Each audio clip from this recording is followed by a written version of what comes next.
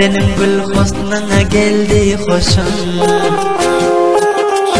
Sevgi diyip aşka aylandı başım. Yüreğimden aldırıp ihtiyarım.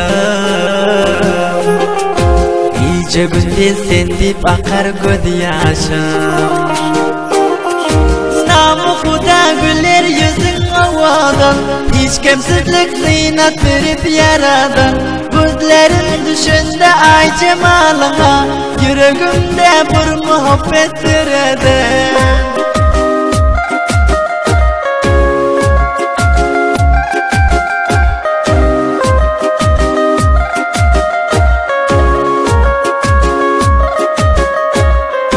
Sana günüm gidenini diyermen, yazsam tursam senin gamın iyermen.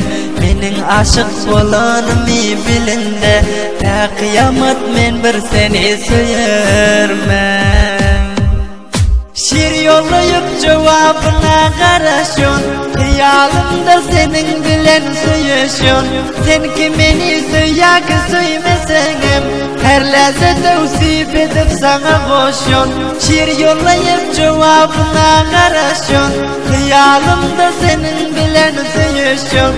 Sen ki beni söyak söymesenim, her lezzete usip edip sana koşuyorsun.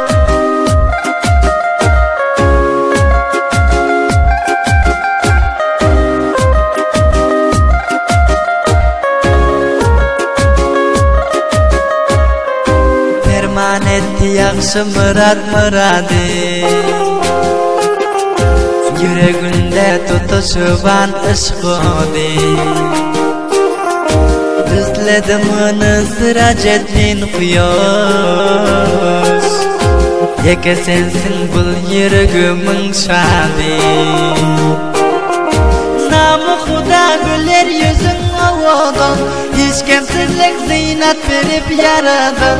Gözlerim düşende ay cemalına, yüreğimde bir muhabbet gördüm. Namı Huda güler yüzün havadan, hiç kimsizlik zinat verip yaradan. Gözlerim düşende ay cemalına, yüreğimde bir muhabbet gördüm.